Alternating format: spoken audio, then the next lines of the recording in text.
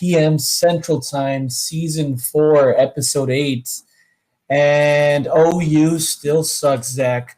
Welcome in, everybody, to Horns 2020. You got host Zach and I ready to break down all 40 Acres sports from this past week. Zach, we have a jam-packed recap to go through. Texas football kind of over the hump from early offensive struggles that we've seen early in the year. We've seen our defense kind of correct as they take their victory at the 121st Red River rivalry game over the Oklahoma Sooners, 23-9. We'll be recapping that later in the episode. We also got news coming in for soccer and volleyball.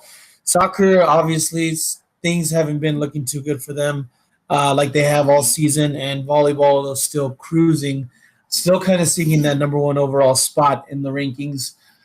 So we'll get into that a little bit. Later on in the episode, of course, we'll be recapping the Texas OU game as well as previewing the Kentucky game this weekend. And Zach, that's a pretty stark difference in terms of meetings between the two teams. It's our third time playing Kentucky, and we just finished playing OU for the 121st time. So yeah, kind of a new enemy territory that we're going into, and getting into that. And of course, we have offensive player of the game, defensive player of the game, score predictions. We'll be getting into our Week 8 picks against the spread. And then last but not least, Zach will take us home with some 40 Acres news in 40 seconds. So with that being said, Zach, how's your week been? Obviously, you took a nice little trip to LA this past weekend, so I'd love to hear about that. Yeah, I took a family trip out to California, spent Dana's early birthday. Her birthday's not till the end of the month, but early birthday out there with her cousins as well. Went to Disneyland, went to Universal Studios, and then went to the Cosm to watch Texas defense absolutely destroy Jizz Mateer. So it was a good weekend. AJ jam-packed, and now we're back on the week. You mentioned it a little bit before. This week, since it's been a short week, has felt like a rush to catch up on work, but I'm glad that we still were able to make time to record this episode for our listeners and just gloat about our Texas football team a little bit, AJ. It's been a long time coming. Yeah. This week is definitely going to be easier to talk about these Longhorns, given the fact that, the week prior was one of the worst football games, one of the worst football performances that we've seen from Texas. Mm-hmm. But I'm excited to talk about that. But yeah, Zach, glad to hear that you had a good trip. Obviously, I mean, the Cosm, I'm assuming it lives up to the hype. It does, AJ. It does. All of it, all around, just the way they blend in the music into commercial breaks. Immediately, it reminds me of the 514 days when you were DJing. Drinks were nice. Venue was nice. It was right smack in between the Clippers' new arena, which is Intuit Dome, and SoFi. So it's right in the middle of both of those. Great location in terms of that as well. So it's Inglewood then. That's the location. Yep, it is gentrified Inglewood for sure. Yes, I have heard that before. And AJ, how was your weekend, your trip? Yes, good trip to Vegas. Went for a good friend of ours' wedding. Zach, I was able to gamble a lot. Won some money off Texas. That was the best part about it. I think every time I bet on Texas, it's only when I think they're gonna win, and whenever I don't think they're gonna win, that's when I tend to not bet on them. But this time, I didn't think we were gonna win, but we did, and it was good. It was good waving that ticket in front of some Sooner fans' faces. Where I was watching the game, and because they were trash talking me the entire game, Zach. I stepped out after the first half to go to use the restroom, and they asked me if I was scared as I was leaving, and I was like, no, we're just getting started. Sure enough, I was right. Got to flex on them, whatever. But honestly, a great trip, and like I mentioned earlier, a new contender for the bachelor party. That is. I want to chase that high again, Zach. That's all it is. Yeah, I've never had the thrill of holding a bet ticket or bet slip like that, so I can imagine the thrill behind that. We had a Yeah. similar experience also where we had some OU folks next to us, and I will say, AJ, at the beginning of the game, I was kind of biting my tongue, and that's the first time in a long time that I was.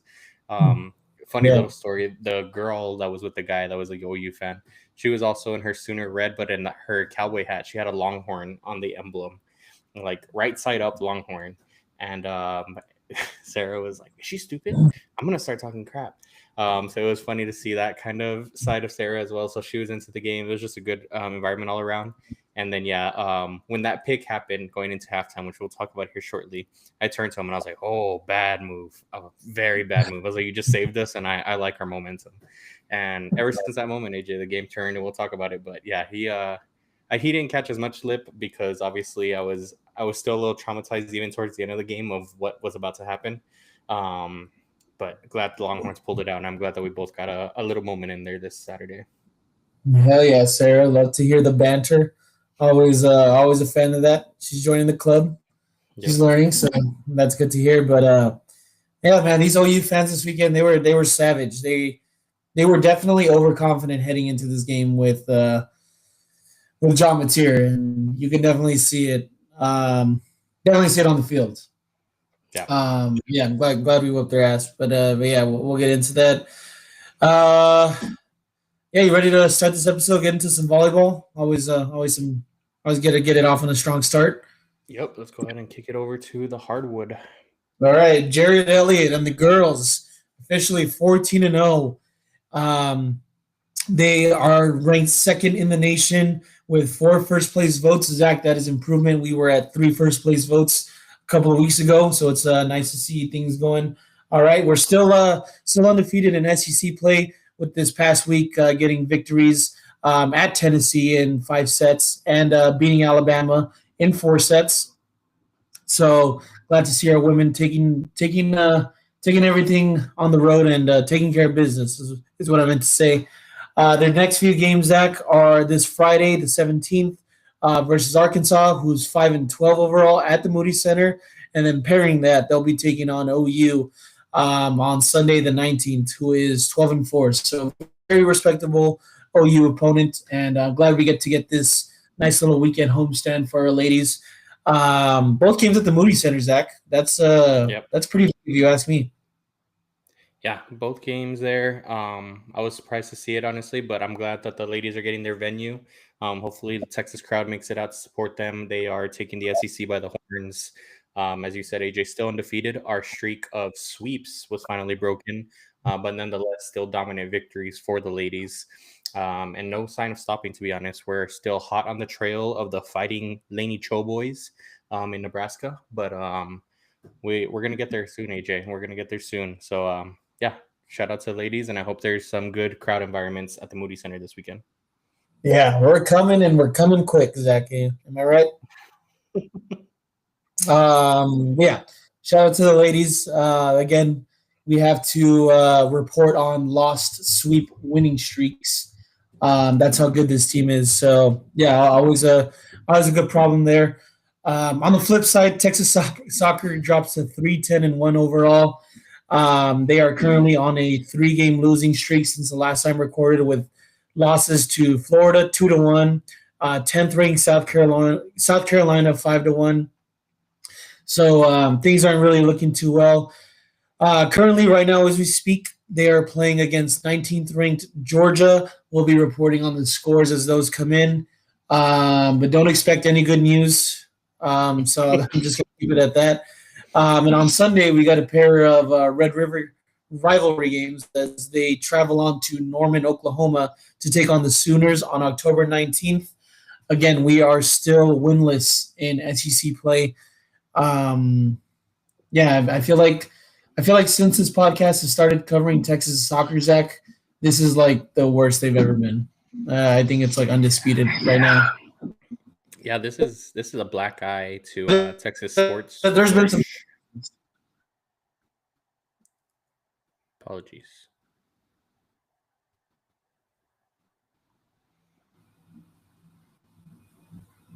All right, are you back? And did I freeze?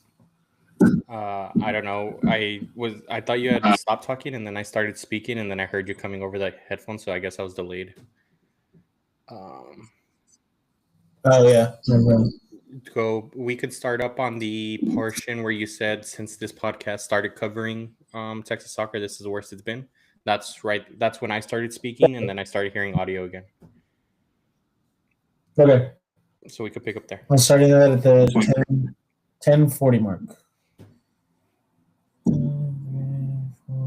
And I think we stopped at 10 or like 9:55. All right, going now. And Zach, since we started covering Texas soccer for this podcast, I think this is the worst start out of like Texas soccer in general, but in all of sports. I don't think there's been a sport this bad on the 40 acres in a while. So this is kind of unheard of. Yeah, this has definitely been the black eye of Texas sports this year. And as you said, in most recent years, we've had some struggles in terms of basketball. Obviously, with the coaching change, we also had a little bit of a cold streak with baseball. But at the end of the day, the teams were still competitive at one point in time in the season. Just haven't hit that point this season for Texas soccer. So I would expect changes are coming in terms of that program. But yeah, at least hopefully the ladies are just able to end the season on a strong note. Hopefully, start being a thorn on the side of any of their SEC opponents down the stretch of the season. But yeah, it's been a tough one. Yeah. And just to report, this was just N1 overall, and that is yeah. Oh, sorry. Just to correct myself again, we are 1-7 in conference play. My bad. We are not winless. We are 1-7. So yeah, that's just kind of it's kind of how the season's been going in general. Not looking too good. But volleyball, I mean, that's the best a Texas team has looked, I think, in a very long time. So that's always good to start it off there. But yeah, Zach, real quick, just to do some housekeeping. Texas men's basketball begins on November 4th. So that's coming around the corner. And then obviously Texas women's basketball starts a week later.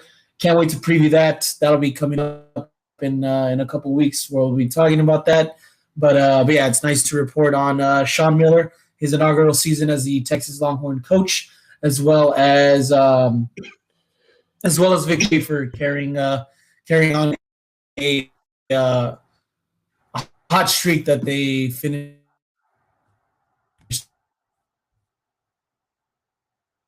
up on last season, making it to the Final Four. So to the Red River game, well, let's recap it.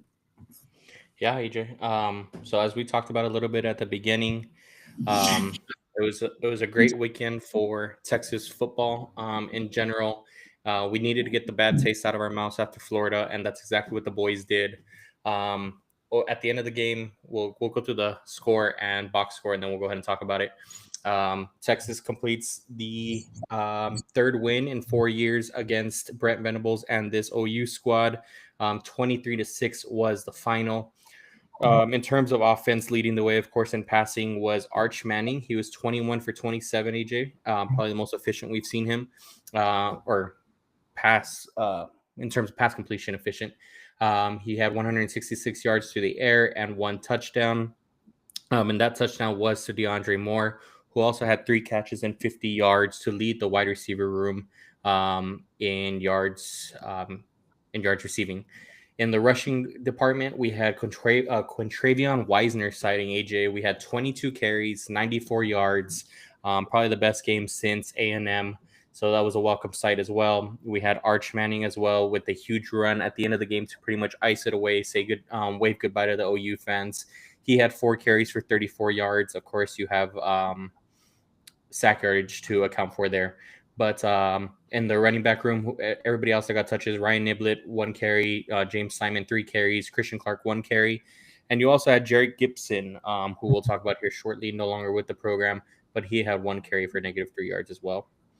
In the rest of the receiving room, we had Ryan Wingo following up at 5 catches, 35 yards. Wisner out of the backfield, 5 catches, 34 yards, and Parker Livingston at 2 catches, 29. And then we had a few other wide receivers mixed in and running backs mixed in for a total of 21 receptions, of course, and as we said, 166 yards through the air. On the defensive side, AJ, defense was flying around. AJ, this was the MVP of the game. This is who won the game. But we have Michael Taft leading the way in terms of tackles. He had 9. He also had a sack and a tackle for loss and an interception. You had Colin Simmons with 5 tackles, 2.5 of those being sacks. Obviously, those are going down for tackles of loss. You had Brad Spence also contributing in terms of sacks with 1. And then you also had a sighting of Lance Jackson with a half sack as well.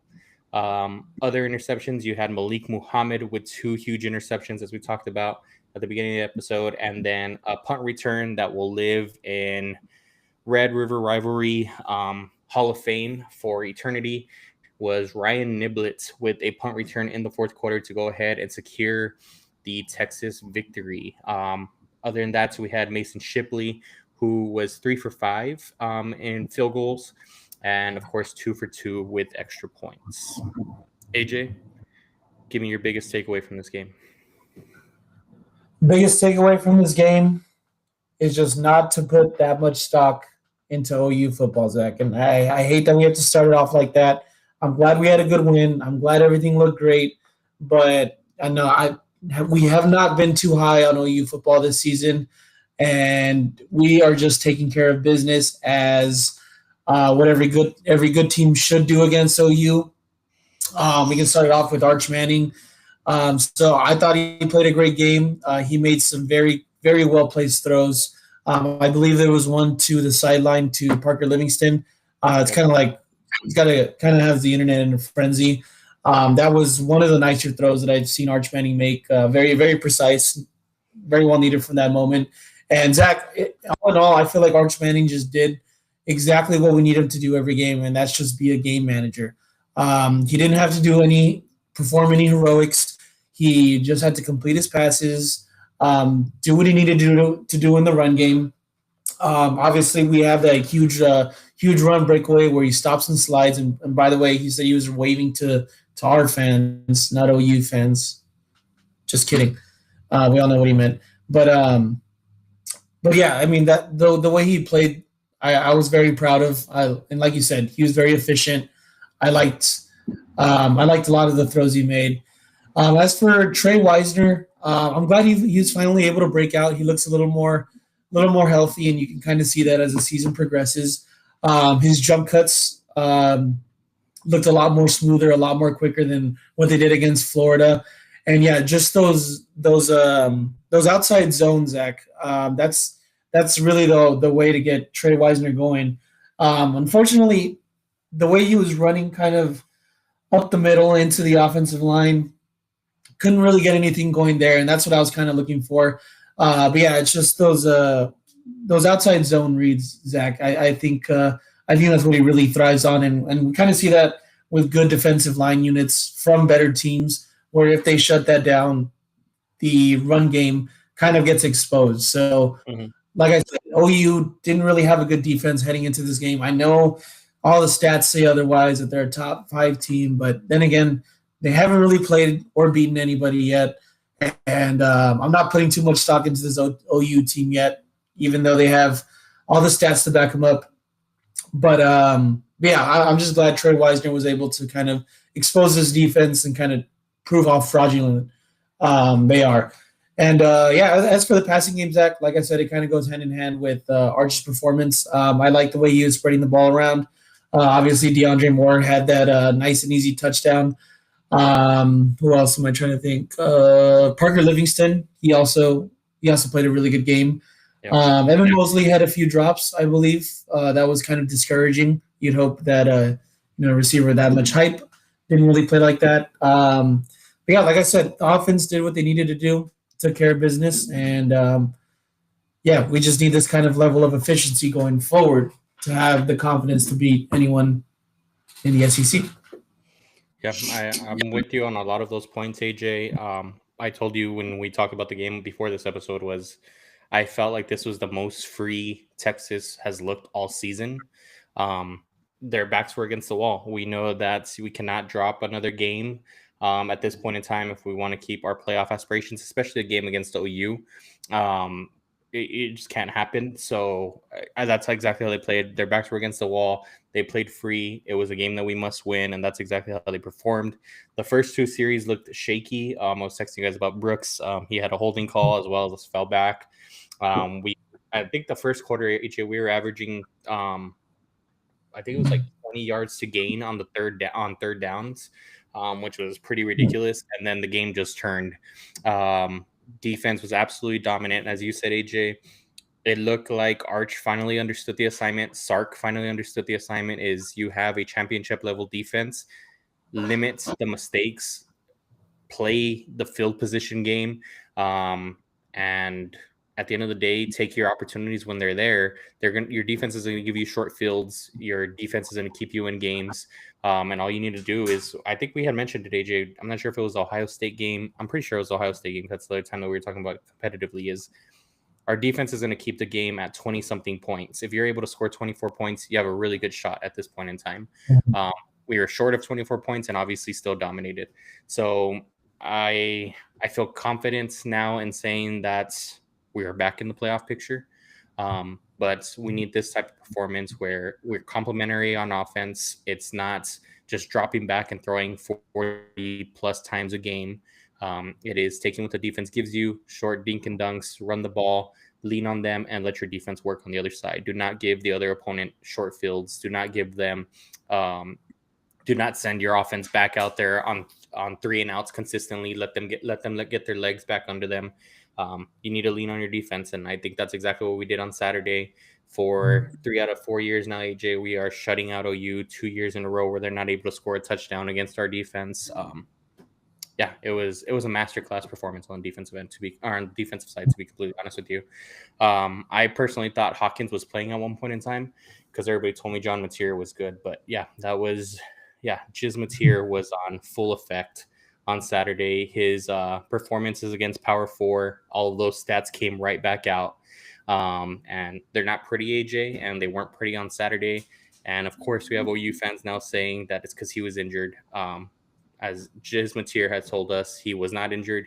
He said it after the game that he was healthy, and it was just Texas had played a great game. So I'm going to believe him.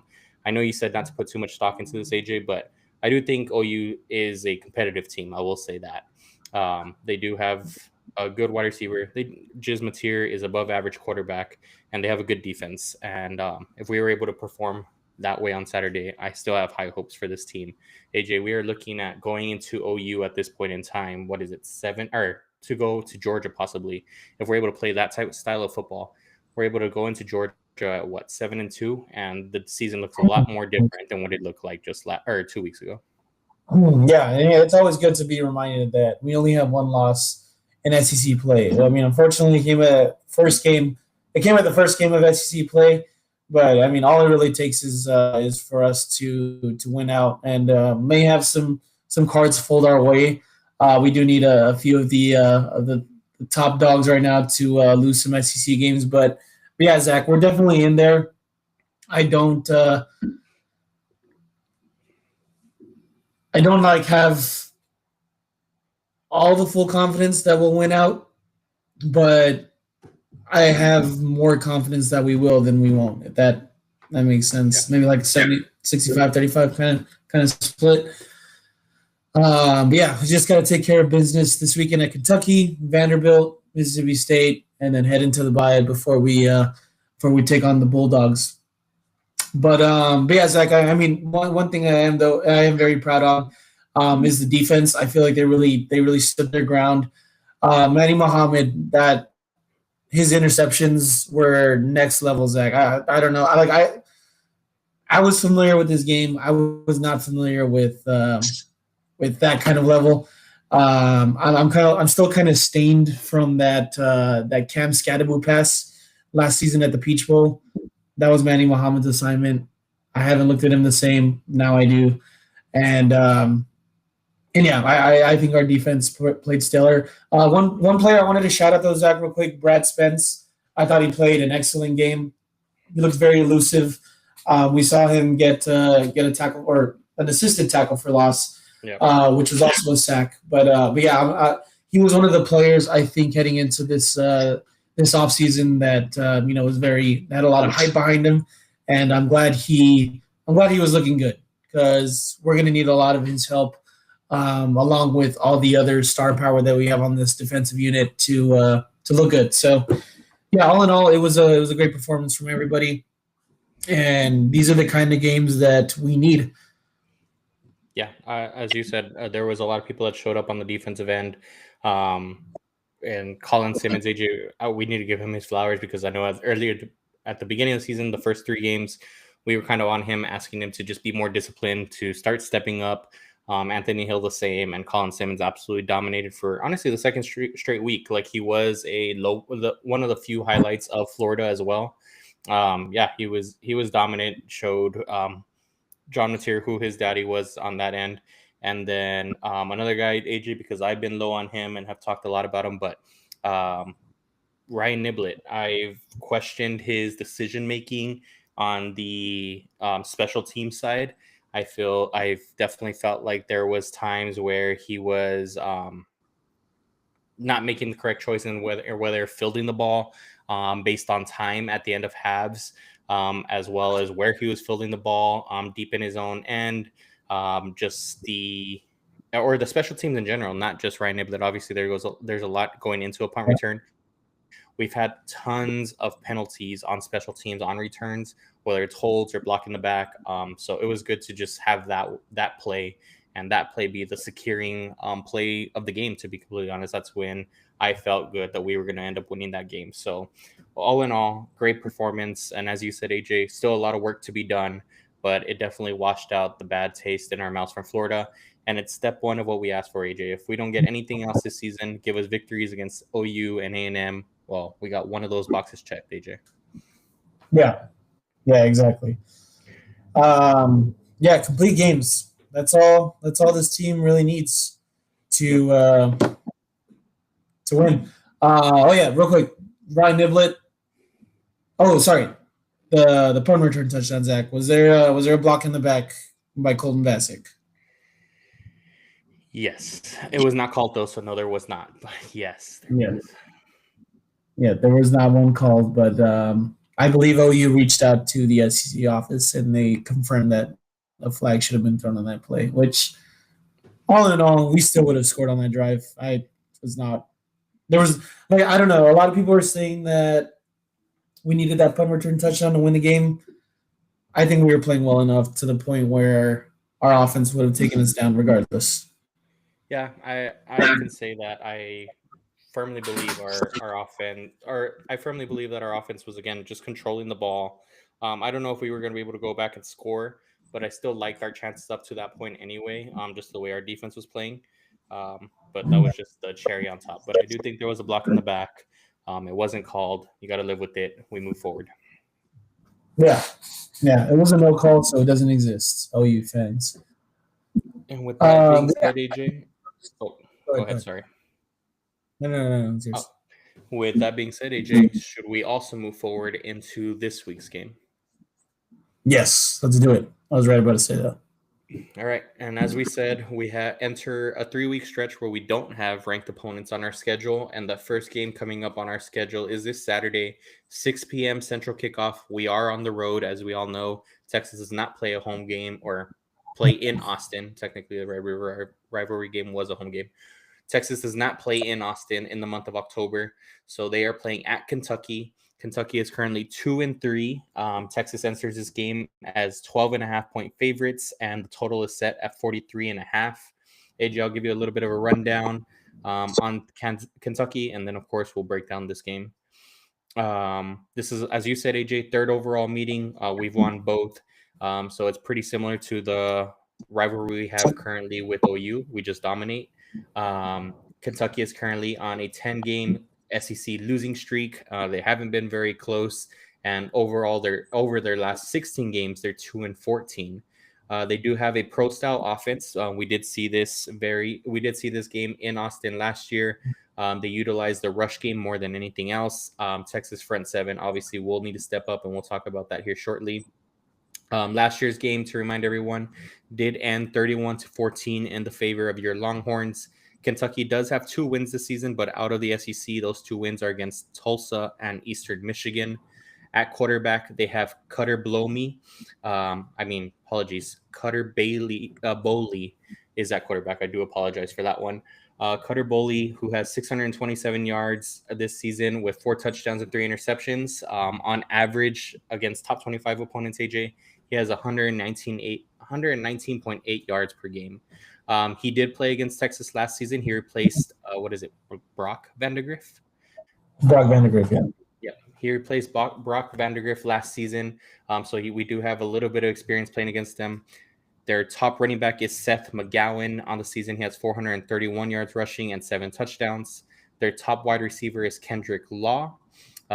He has 174 yards receiving and 1 touchdown. And a fun fact for you here, AJ, Jeremy Maclin. You remember that name, NFL, by any chance? Oh, yeah, I hated that name. Well, his son, Jamari Maclin, is a senior wide receiver on this team, so it's one of those Phil Old Yet moments. But yeah, he did play in the game against us last season as well, so it's not the first time we are seeing him. But all in all, AJ, not very different from last year's game. So let's go ahead and break it down here. What are you expecting out of this game? Yeah, so another matchup against Cutter Bowley. We saw a little bit of him last year, and he's kind of in that same spot this season. Kentucky was slated to start Zach Calzada. For those of you that don't know, he played for A&M. I believe he transferred to another team before heading over to Kentucky. I want to say it's like Louisville. I don't know. He transferred somewhere else. But yeah, he was slated to be the starter this season until an injury. So we get to see Cutter Bowley again. And Zach, I saw a little bit of this team against or when they played Georgia a couple weeks ago. And this is still kind of the same boring offense. I know that it's like a pro style offense. So obviously you got to use a lot of the run game, take your deep shots. But there wasn't really anything inspiring from watching this game. And yeah, I don't know. I feel like Kentucky's offensive line is solid, so they were able to get the run game going. And, we've kind of seen that performance excel in other games for Kentucky. But when it came to Georgia's front seven, they really struggled a lot. And their offensive line couldn't really push down in the trenches. As for Cutter Bowley, he was kind of he was throwing a lot of deep passes and kind of forcing a lot of tough throws in the game. Obviously, receivers had to come down with it sometimes, but that was more on the. I feel like it wasn't really more on the skill side. It was kind of some lucky balls from Georgia's DBs, not really like turning around or anything. So we're just gonna have to limit those, and I think I think this past week kind of proves that Texas can do that. So I'm not too worried about that. But yeah, all in all, I mean, this Kentucky team not very inspiring. I don't think they're very much on upset alerts, but Texas still can let them into the game if they don't take care of business like they usually do. So yeah, all in all, I mean, this Kentucky team, they've been struggling, and yeah, this might be one of those games where they start calling for their head coach. Is it Mike Stoops? Yeah, for him to get fired because he is not leading this Kentucky team anywhere really. Yeah, I definitely think, as you said, AJ, this is a week where you might see the wheels officially fall off this Kentucky team. Apologies, I'm watching the last play of the Bengals and Steelers game, but that game is now over. But yeah, I feel like this game is the wheels fall off moment for Kentucky if it gets ugly. And as you said, Mike Stoops is the next one on the chopping block. We already had a firing over at Penn State this weekend. So he might be the next name you hear called. As you said, AJ, I think this is a game where Texas offense needs to, again, just manage the game, take what is there, score the points when they are there, and let your defense just ride your defense to victory. As long as you're able to stop the run, they are very one-dimensional. If you're able to stop the run, do not let them become two-dimensional. Keep them behind the chains where their running game just isn't a factor anymore at this point in time. Texas should have a lot of success. It should be very reminiscent of last year's game. my takeaway from last year's game, though, AJ, is that we let them hang around a little too long. I know we read that score and it was a 2+ touchdown game victory, but at the end of the day, there was parts in that game that looked very ugly. It was during that stretch where we just weren't doing anything in the second half. And I want to see a little bit different this year. I don't want to have those long stretches without any points scored, nor do I want to have Kentucky lingering around in a touchdown game or even a 2-touchdown game, to be completely honest with you. This is one of those games that you show that last week wasn't a fluke, and you keep your foot on your opponent's throat, in my opinion. Yeah. Good point there, Zach. I think this should be a game where we kind of flex our muscles a little bit, try to beat out Kentucky as much as we can. First time playing in Lexington, I don't think the home crowd is much of a factor at Kroger Field. So, yeah, Texas should be able to put the gas, put their foot on the gas, basically. Yeah, and just a little bit of Texas news, AJ, before we go into our offensive player game, defensive player game, score predictions. So this team is back in the top 25. Shock to no one. Much deserved. So we are now we are now number 21 in the AP poll. This team, however, will look a little bit different this week. At center, we will not have Cole Hudson. He has been ruled out for this game. And also, AJ, we mentioned a little bit at the beginning of the episode, we did have 2 players now officially declare themselves as a redshirt season and or will be headed to the transfer portal. Those 2 players being Gibson and Will Stone. With Gibson's departure from the running back room, hadn't really been getting many touches. I think some people had already seen this. AJ, you've kind of been calling for this the last 2 seasons, to be honest, that we were going to see some people start leaving the running back room. Gibson being the first of those. He leaves, and Michael Terry III, AJ, our freshman, has moved into the running back room. Sark has sung his praises this week in pregame interviews. I'm excited to see it, AJ. I hope he gets some run this Saturday. He is a freak athlete, one of the most highly touted recruits of his class. So if he gets a run this weekend, because I still don't think CJ Baxter is expected to play this weekend, so hopefully get some touches behind Contravion Wisner. I'm excited to see it, AJ. I'm excited to see what he can do on the field. Yeah, I'm excited about that. That kind of caught me off guard. I don't know about you, Zach. As far as the Michael Terry news, I mean, because I believe he was recruited as an athlete, right? Yeah. So for the coaching staff to praise him and kind of put him in the lines like that, I like it. I'm kind of excited. He's a very elusive athlete. I think he's one of the best athletes really in the Texas offensive room. So yeah, we'll see where things go there. Yeah, and it's definitely something that I talked about it last week's episode, AJ, a little bit or not last week's, the week before of the Florida game, or it was last week, where we were calling a little bit for our 5 stars to start showing up. When was our younger players going to start taking the field? And I'm glad that Michael Terry is going to be one of the first to be able to do so. We know the impact that Grayson Littleton's already having on the defensive end. So hopefully we're able to get a little bit of a boost here from Michael Terry and have not a diamond in the rough. Obviously, it was a 5-star, but a diamond in the rough in terms of what we were expecting him to contribute this season, I guess is what we should say here. So we'll see how that goes. But yeah, best of luck to Will Stone and to Jared Gibson, wherever they may end up. But yeah, they are now in the transfer portal. Yeah. Oh, and with that, Mason Shipley expected to take kickoff duties now. So he's a full-time kicker. Full-time kicker. We do need some improvements on the field goal end, AJ, but I think that might have been a little bit of a just first time in the Red River rivalry jitters, to be completely honest. Yeah. Hopefully that's out of the system. Yeah. I think he was kicking one field goal into the OU side, so we'll give him that. They're 50-yarders either way. With that being said, AJ, should we jump into our offensive player game, defensive player game, and score predictions? Let's do it. All right. You want me to take the floor or you? I'll take the floor for this one. All right, so my offensive player of the game, I'm going to go with Arch Manning here. I was kind of between, a receiving player to have a really good game this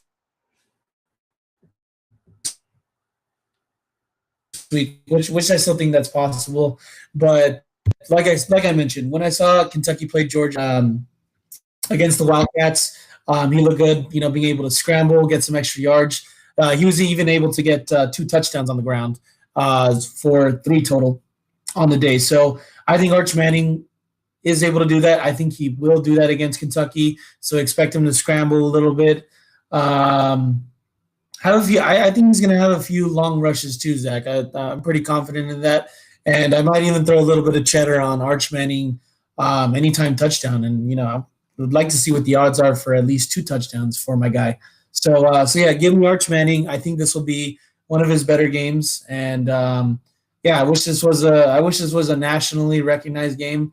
That way we can kind of see that, all the Arch Manning, the anti-Arch Manning chatter will finally die down. But to get the legs going for this game. I like that pick, AJ. What's yours, Zach? Yep, I like that pick a lot. I also like exactly how you ended up there, and that's how you ended the segment there, and that's kind of where I'm going here. You talked about Arch Manning using his legs. I apologize. Using his legs. I'm going to go the same route here. I'm going to go with our running back room, and I'm going to go with Contravion Wisner. Again, we had a Contravion Wisner breakout game this past weekend. The best he's looked since A&M last year. A&M last year. So he just looks healthy again. Was following his blocks, finding the hole. Looked a little bit more explosive, especially in the receiving department as well. So hopefully that is the case, that he is fully healthy and he is back, and we get another great game this weekend. We're able to lean on him, just run out the clock, and again, just do what we need to do on offense, and we know the defense is going to take care of the rest. So I'm looking for another maybe 100-yard game here from Contravion Wisner, but I'm definitely looking for him to find the end zone at some point in time.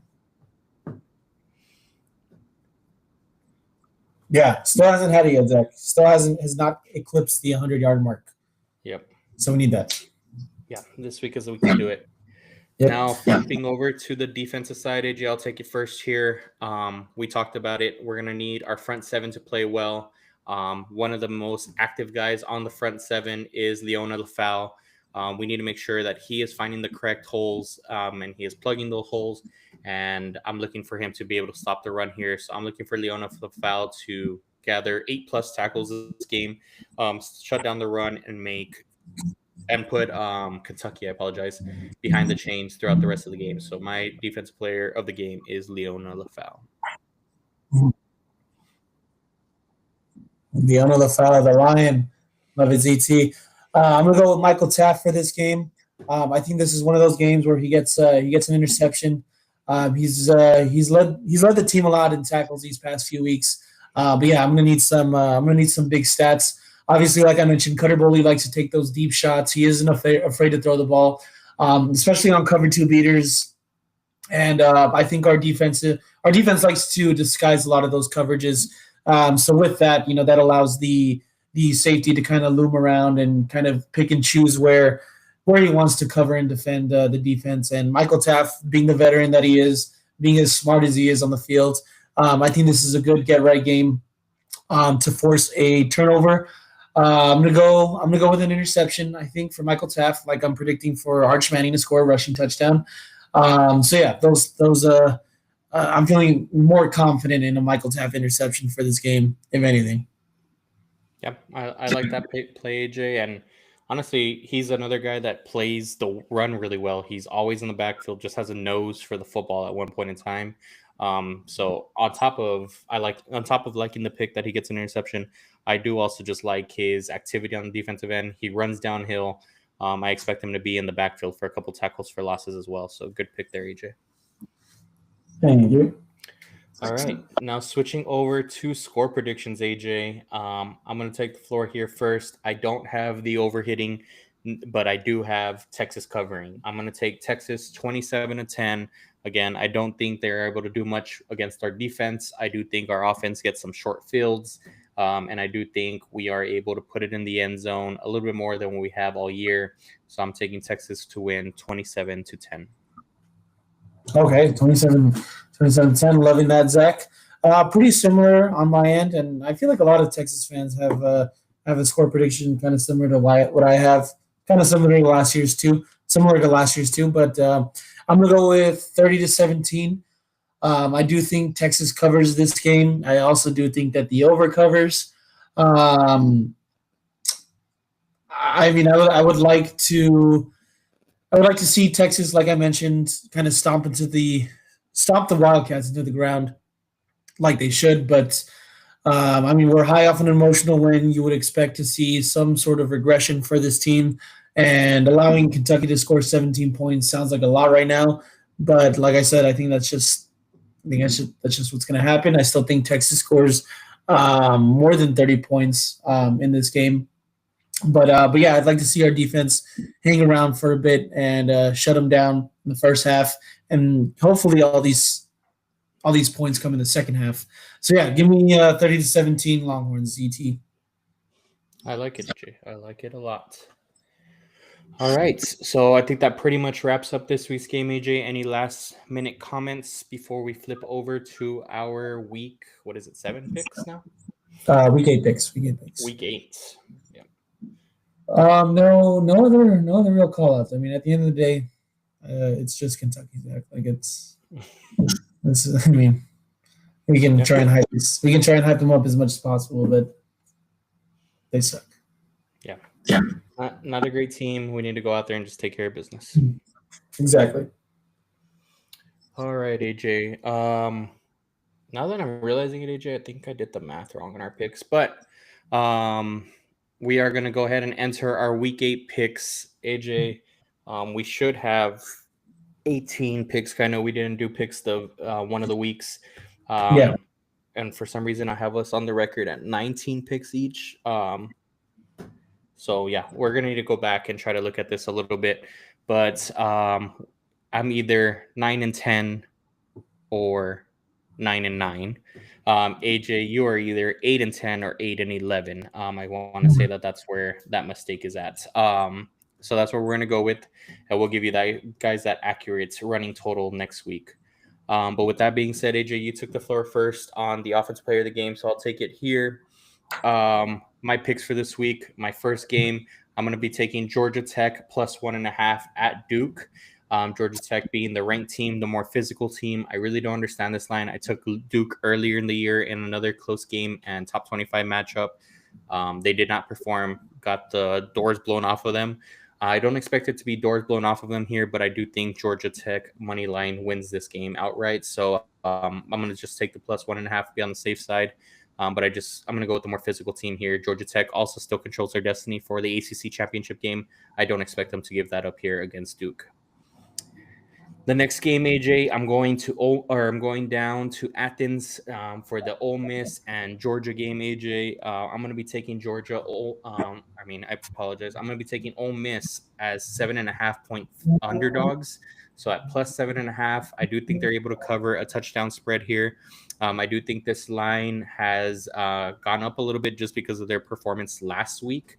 But I do think last week was a letdown performance and a little bit of a preparation for this week.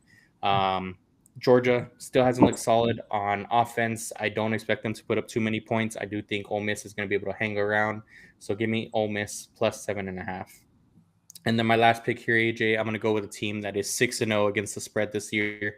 So why go against them this time? And if I do go against them and if I go with them and they lose, I'll still be happy about it either way here. So I'm going to take Texas Tech minus 7.5.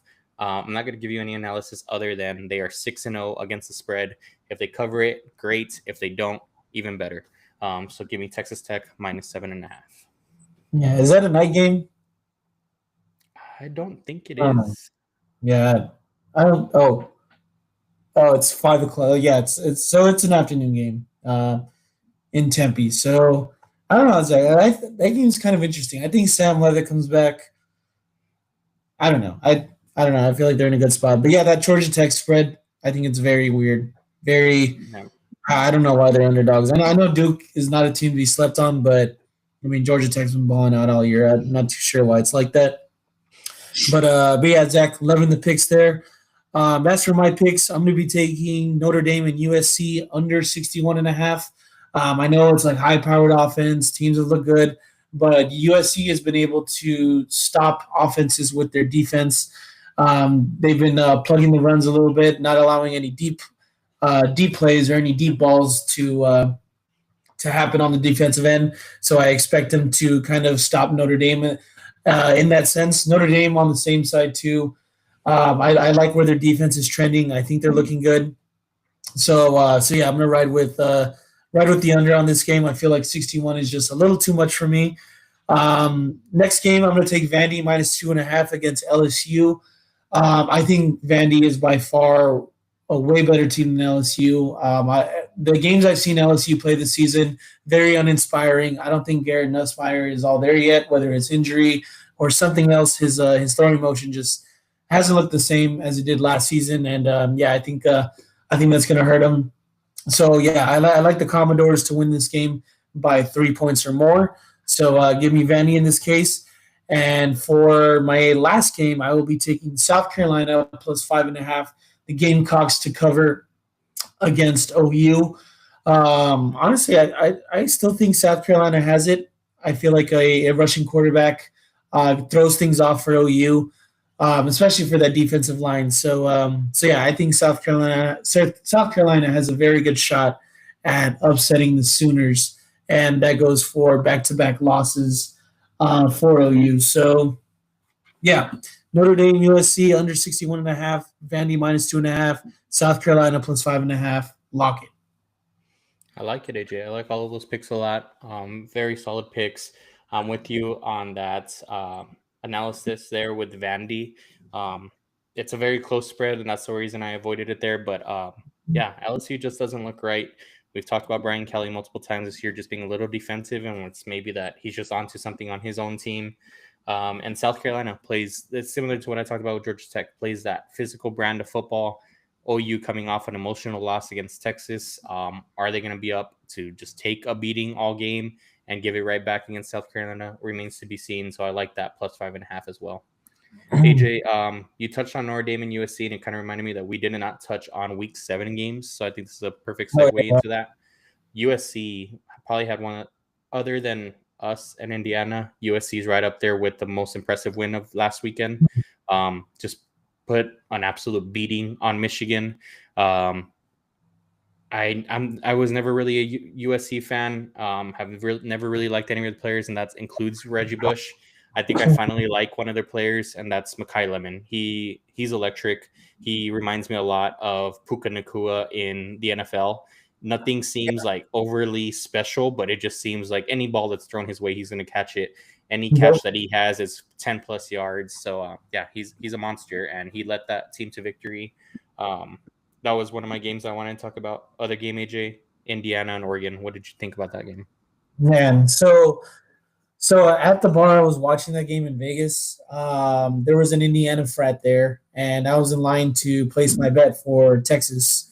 And yeah, the guy, I was standing next to a guy wearing an Indiana jersey, and he asked me, he's like, "Hey, is this the line again to place bets?" And I was like, "Yeah, it is." I was like, "Are you gonna bet on Indiana?" And he's all like, "Of course, dude. Like, why do you think I'm wearing this jersey?" I was like, "All right." And I was like, "Should I take it too?" And he was just like, "Dude, I have a friend who's at the tailgate that's across the Indiana locker room, and he said the guys are locked in this week." And yeah, I was like, "Okay, that's pretty convincing." So I decided to take Indiana, and I'm very glad I did because Zach, that team looks dangerous. Fernando Mendoza, he's a very efficient quarterback to watch. I like the receivers that line up on the outside for Indiana. Just everything is clicking for them, and for them to do that in Eugene, Zach, I think it's one of the more underrated parts of that victory because I mean Oregon usually wins at home, and for Indiana to kind of manhandle them like that, I think they're for real. And yeah, Kurt Signetti, he's got that shit rolling down in Bloomington, man. So yeah, that was one of the more fun games to watch. And yeah, I think I'm an Indiana believer right now. Yeah, I think it's a crash course for the Big Ten championship against them in Ohio State at this point in time. As you said, Fernando Mendoza, a very exciting quarterback to watch. I was watching him since last year when he was at California on that Pac-12 slate late at night. Seeing him succeed at Indiana, happy for him. Curt Cignetti got an absolute payday today, AJ, because of those performances, which was surprising, honestly. I was like, man, Indiana's rolling, but I think this is just the last year. It will not be the last year. Curt Cignetti has been locked up for the next 8 years, $93 million guaranteed, AJ. Absolutely insane, but happy for him, happy for that program. And as you said, AJ, they just dominated. Also, not the greatest weather conditions either. And just that didn't stop them. As you said, their receiver on the outside, Elijah Surratt, is also elite and electric. Fernando Mendoza been getting him the ball. He can also run the ball if he needs to. Their running back room looks strong. They started leaning on Oregon at the end of that game as well. So yeah, very, very impressive win, as you said, AJ. They look for real. Definitely will be seeing them in the playoff, in my opinion. Other games, AJ, that caught your eye? I know you were on Arizona State on last week's picks. Yeah, that was complete fuck up, dude. Oh my god. Well, Sam Levitt got rolled out after we made that. I know, and I wish I would have known that, but Jesus, I mean, Arizona State, like, at least put up a little bit of fight. Yeah. That was. I was watching the game. I was like, oh great. I said ASU puts 8.5 on the podcast. This is terrible. Yeah, if I would have known, I would have stayed away from that. But yeah, that was a tough game to swallow. Zach, what about Ole Miss and Washington State? Any concern for Ole Miss in that game? I do think it was just a look ahead spot, to be completely honest with you. It's ugly no matter what. Like, you can't say like, oh well, it was just a look ahead and just ignore it. It was ugly, and it should leave you some room for concern. But I will err that it was on the look ahead side. I will say, Jay, there was a moment in the second quarter, I think they were down still, or at the end of the first quarter, it was 7-0 still. And then going into half, it was like a 3-point game, I want to say. And I knew you were in Vegas, and I was going to message you because I saw the live line on Twitter, and it was like that Ole Miss was still like a 21.5-point favorite. And I was going to message you to take it, but my phone died. So that sucked. But yeah, that was going to be like my lock of the weekend right there. Cause I was like, there's no way. Like, you can already tell it had the makings of just that letdown spot. That I think even the more smart money would have been like just taking money line, but 21.5 would just seem like an easy cover. And unfortunately, I just never got that message out. Oh man, you should have got that out. I would have taken it with you, Zach. That was kind of like free money. Yeah. But yeah, Trinidad Chambliss still came through for the Rebels. He's a pretty good quarterback. I got to give him that. They pulled out a close one. Tennessee, Arkansas, AJ. Again, Arkansas I know I'm the only one on this boat, AJ, but they're frisky and they scare me a little bit. They put up 31 against Tennessee. Tennessee puts up 34 to win that game. Another close one there. I don't know. What do we make of Tennessee, AJ? I mean, I was sold on them after the Georgia game, but that's already two back-to-back games for the Volunteers where they just allowed 30 or more points. Yeah, 31 Arkansas, 34 to Mississippi State. I mean, even like 24 to UAB. This Tennessee defense, I don't know. I guess they're not legit. Their offenses, though, I mean, I still think they got things clicking over there. But yeah, there's some level of concern for the Tennessee defense. Yeah, I agree with you on that point. And then the last two games I want to talk about. First one, we don't need to talk about it much. I just want to talk about it for Dom. He thought Iowa State was probably going to run the table 2 weeks ago. Guess what, AJ? In the last 2 weeks, they are now 0-2. They just lost to unranked Colorado, 24-17. So I'm still waiting for the picture of his shaved head. Have you seen it yet? Yeah, somebody should have bought the Clippers, I think. I'm surprised he hasn't said anything. Yeah. I'll probably just make an appointment at Sports Clips and see how that goes for him. Yeah, get the double zeros going. And then the last game that I think is worth talking about, Alabama travels to Missouri. They win that game 27-24. Close game overall, AJ. But yeah, any takeaways from that game? It was right before the Texas game, and I was just praying to God it would not go into overtime and interfere with that because it was on the same channel. But yeah. Yeah. I mean, that's another tough beat.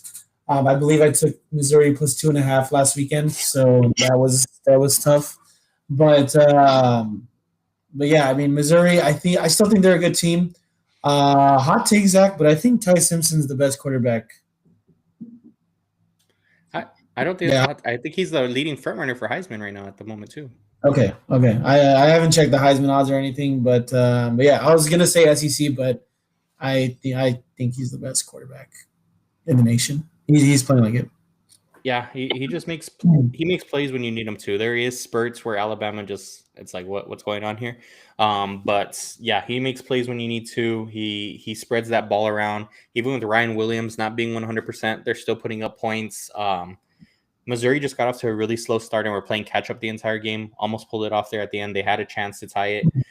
Just weren't able to move that ball in that last possession. But yeah, and you could have thought that that was a letdown spot for Alabama, and it wasn't. So credit to Alabama. 2 weekends where they had Georgia, they pull off that victory. Then they have their revenge game against Vandy. They pull off that victory. So you could have looked at this one saying as a letdown spot against number 14 Missouri, and Missouri hung in there tough.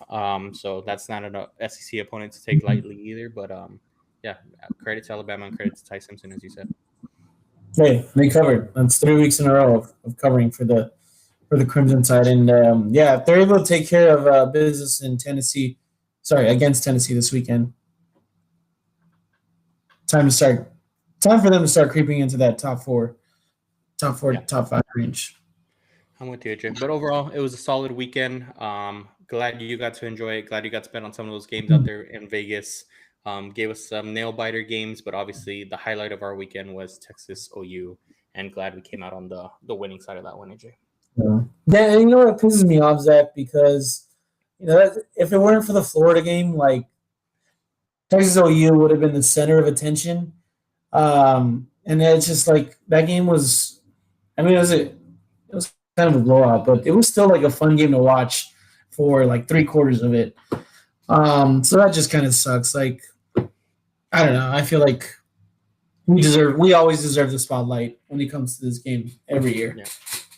Yeah, no, I agree with you on that point. It did feel a little bit different. I will say in the Cosm, they still hyped it up quite a bit. It was all Texas OU. There was honestly like a good 50-50 split. So I'm glad I got that environment out of it. It felt still like a Texas OU game, but I definitely get what you're talking about in terms of media coverage. It definitely didn't seem like a focal point like it normally does. I apologize. Exactly. And then just looking ahead to this week, AJ, for week 8 games, we'd have, of course, top 25 games as we always do. I did see a tweet earlier of, is this the best like SEC triple header of all time? Just games leading into one another. So in the morning, you have LSU and Vanderbilt to go ahead and start off that schedule. That is number 10 and number 17. Right after that game, you have the top 10 matchup, Ole Miss going to Georgia, number 5 versus number 9.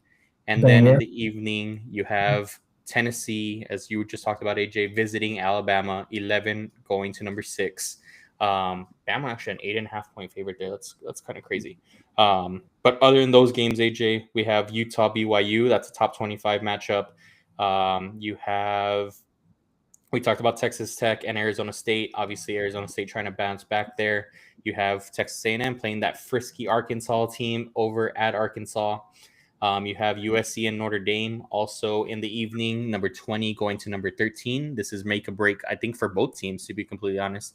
Absolutely, Notre Dame cannot make it in, and I don't see a 2-loss USC making it in either. So I think this is a playoff eliminator.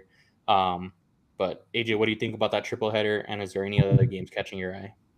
Man, I love that triple header. It's always fun when it's back to back to back. You just stay glued to the TV, and you have 9 hours of just freedom. That is awesome. Zach, Old Dominion, James Madison. Do we have any love for that game? Usually a big rivalry game every year. I mean, I gotta throw those guys in there.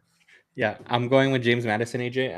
I just like the color scheme of James Madison. I've grown to be a fan of theirs, and obviously Kurt Cignetti was there a couple years ago, so that's who really got that program off the ground. Yeah. I mean, I'm just saying that game is usually a banger every year. I don't think anything else catches my attention. Yeah, I'm looking at top 25 matchups wise. I mean, Georgia Tech and Duke, like where those lines sit, it should be a pretty competitive game. So we'll see what that looks like. Blue Bonnet Showdown, Zach, Baylor, TCU. Oh, hey, Big 12 games always exciting. So longest rivalry in college, and I think it's college football. And then if you guys don't have anything to do tomorrow night or when you're listening tonight, if you don't have anything to do on a Friday night, you do have 2 top 25 teams in action. You have Miami taking on Louisville. They are a 13.5-point favorite, but you never know what happens on a Friday night. And then you have number 25, Nebraska, visiting Minnesota, and they are a 7.5-point favorite there. So a couple of good games that you can look forward to on a Friday night leading into a stacked Saturday for you. Yeah, Minnesota's got a little squad going. Yep. See that? All right, AJ. Yeah, that was some good talk. Some good recap. I'm excited. You hyped me up for this weekend, Zach. It's going to be fun. Yeah, Sarah and I got this Airbnb. So last week was obviously kids weekend out in California. We did an Airbnb really close to San Antonio that has a hot tub, campfire. So gonna relax and watch some games on Saturday. I'm looking forward to it. Oh yeah, love to hear that. Love to hear that. All right, AJ, should we wrap up the show with 40 acres in 40 seconds? Take us home, brother. All right, guys. Well, this is going to be a special edition. So we haven't done Longhorns in the NFL in quite a while, but we had quite a week of Longhorns in the NFL last weekend. So it felt good to go ahead and talk about them this episode. So this 40 Acres News in 40 seconds will be Longhorns in the NFL edition. AJ, you ready with the clock? Let's do it. I got it right here. All right. We're going to start it in 3, 2, 1. This is the 40 Acres News in 40 seconds, Longhorns and NFL edition. Happy retirement to Caden Stearns. Last played in 2023 when he suffered his torn patellar injury. He did announce his retirement today. Bijan, 80-yard rushing touchdown, longest of his career. He was also named NFC Offensive Player of the Week. We had a Lil Jordan Humphrey sighting. He had 4 catches for 55 yards for the New York Giants victory against the Eagles. Xavier Worthy had a touchdown and 2 catches and 20 yards in their victory against the Lions. Charles Omenihu was also in that game and picked up a sack, and that is his second sack in 2 weeks. And then Brandon Jones, Jahdae Barron, Malcolm Roach, PJ Locke, all part of the best defense in the NFL in the Denver Broncos and are on track to break the sack record. And lastly here, Matthew Golden goes for 3 catches for 86 yards and 2 rushes for 16 yards in the Packers victory. That is your 40 Acres News in 40 seconds. 49 seconds, Zach. That was a lot of information to get off in 40 seconds. That was pretty good. But I mean, you're close. But yeah, just to recap that, I mean, Caden Stearns, poor guy, man. I mean, you never forget the play he made against USC, the field goal block for a touchdown. Mm-hmm. That was awesome. I'll always be thankful for that play, amongst others. Guys, I don't know if you told me, but is Bijan on one of your fantasy teams? He is on one of my fantasy teams. Yeah. Bijan is, I think I said Bijan also. Bijan is on one of my fantasy teams. He was on multiple of them last year, but he is on one this year. Yeah. I don't know for you, but he won me my week. He was like the cherry on top of my week. Had a good week already, and he just topped it off there. But yeah, absolute dominant performance. That run, he's just a human joystick. He is the best running back again, as we've said, in the NFL right now. Every time he touches the ball, it's electric. But yeah, that play just broke tackles, kept the balance on the sideline. Impressive run. Yeah, especially during OU week too. It's just you're right. It is just like a cherry on top. And yeah, Xavier Worthy. He's Mahomes loves him in the red zone. Yep. Yeah, we're not worthy on that one. And then the Denver Longhorns, AJ. No, yes. Yeah, they look good. They look good. The Broncos look good, and it's a good. But mostly due to in part of Texas Longhorns being on the defense, like you mentioned. Yeah. Love it. And then Matthew Golden finally gained the exposure. We had talked about him like in terms of like fantasy earlier in the season that he should get a run right away because of all the injuries Packers have. It seems like these past 2 weeks, starting with the Cowboys game last week, that he's starting to get his run. So maybe it's just a sign that he learned the playbook a little bit and they're giving him more trust. But yeah, 3 big plays. Anytime he touches the ball, it looks electric as well. So expecting some big things the rest of the season. I want to go back to what you talked about, AJ. Really sad news for Caden Stearns, the Wolf. As you said, AJ, he was one of those players that, again, like I started at Texas knowing about Texas football, but wasn't the diehard I bleed burnt orange. I want to say that he was like one of the first recruits that I really got behind when he came to Texas. And he was just electric in his time there. Hit the plays that he made on the ball.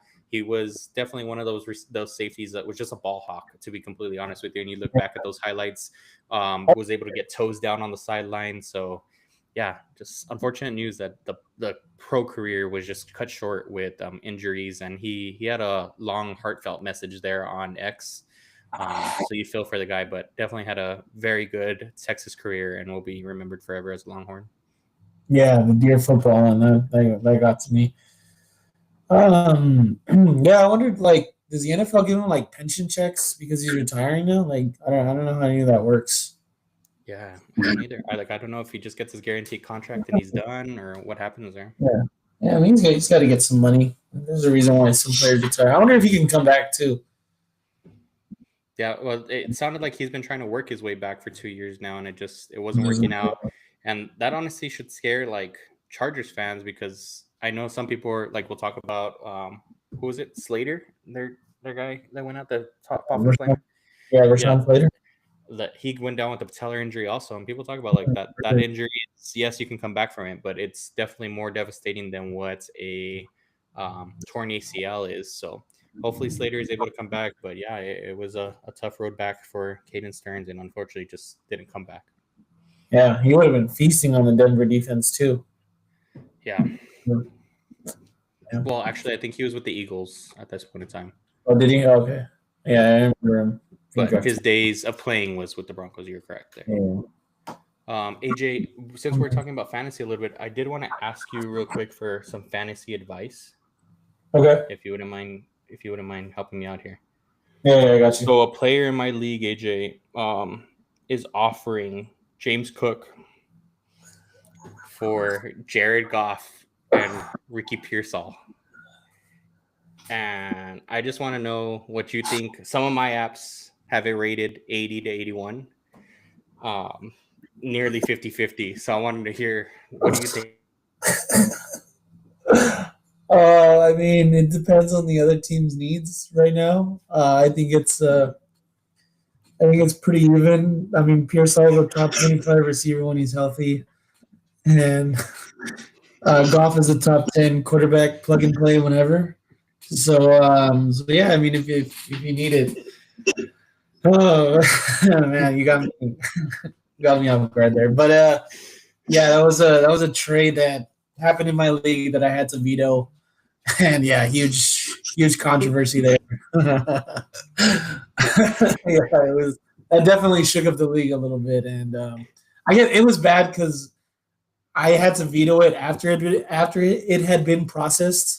And I should have like vetoed it earlier, so it just looks bad on my part. But yeah, dude, I mean, I don't know. Like, I'm not crazy, right, for thinking that's a lopsided trade.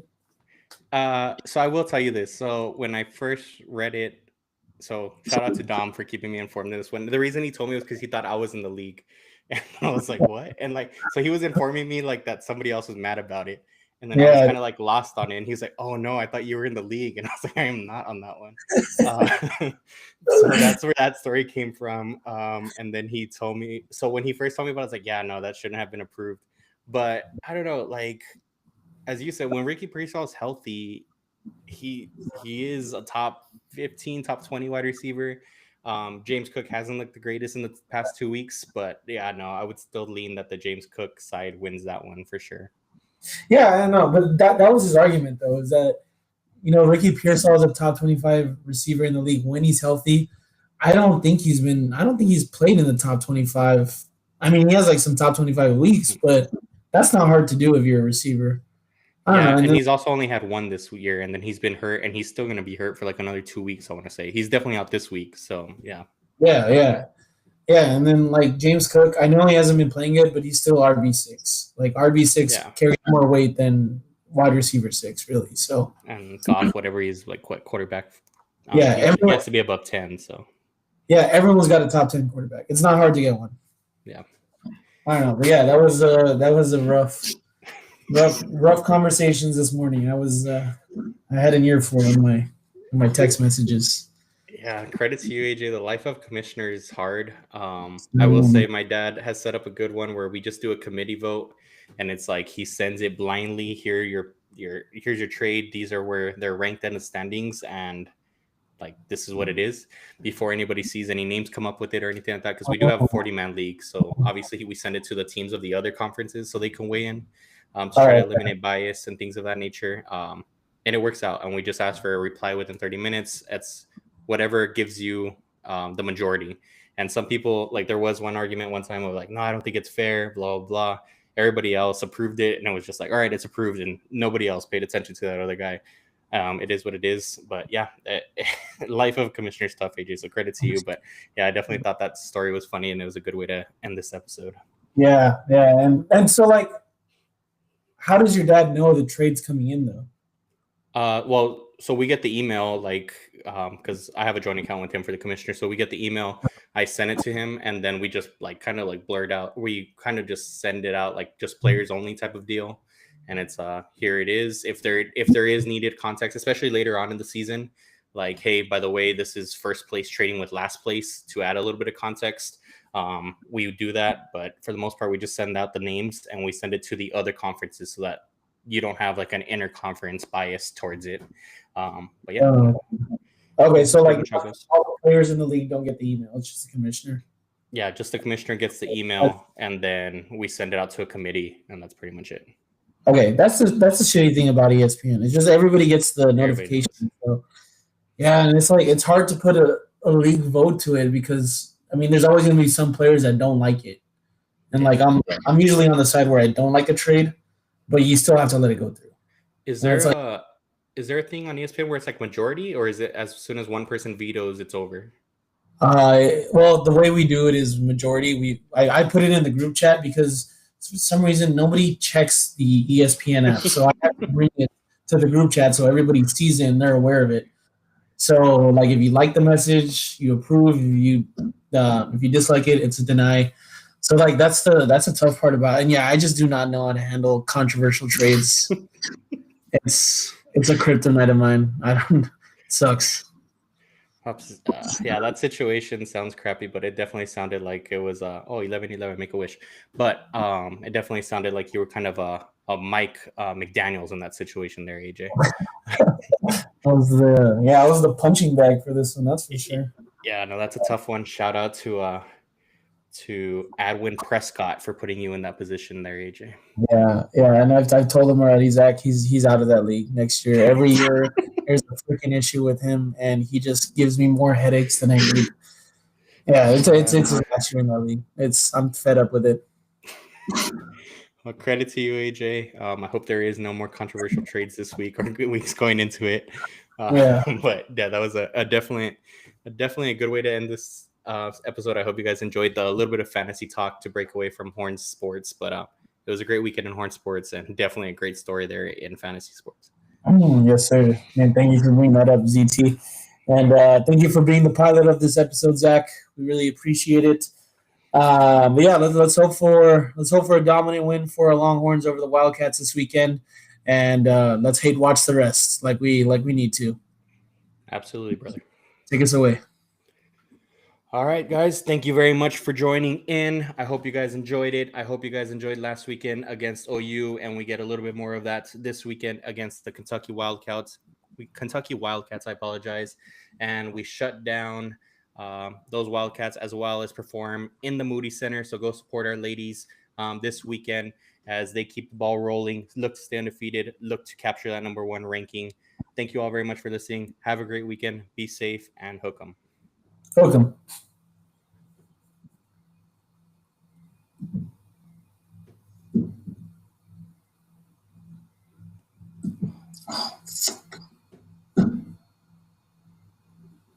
Are you able to stop on your end?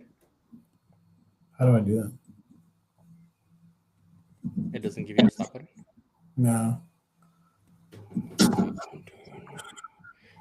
I'm assuming we're on recording, but I'm getting this message of make sure you have stable internet connection.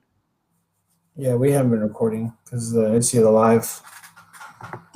Okay, I might just need a. Okay, yeah, I'm getting a message. Your actual recording is in higher quality, but all right, I can't press stop, so I might just need to leave, and then it'll work. All right. All right. I will edit this tomorrow morning. Okay. Anything for this weekend? Call outs, nothing, or for this episode, other than that one part that I need to go ahead and merge. Yeah, I guess just that part and then this ending part too. Okay. Yeah. Sounds Dude, good. I was gonna say, have you been seeing our plays? They've been going up. Our plays. Yeah, like on like Apple Podcasts. Like you know how it gives us stats. I don't know how to get to that part. Well, yeah. Well, I haven't logged into those websites, but yeah. How do you get to that part? Yeah, it's on the analytics tab, and it'll just show you everything. But yeah, I mean, our plays have been going up for some reason, so hopefully that's good. And then, that's the other thing about the short clips last week. Dude, my mic sounded terrible. Like I couldn't post it, so that's why I'm using this thing now. Hopefully, it's a little bit better. But yeah, I think I have a good grasp on like how to upload and then like cut up edits. So yeah, this week is the week. Okay. And mine sounded fine.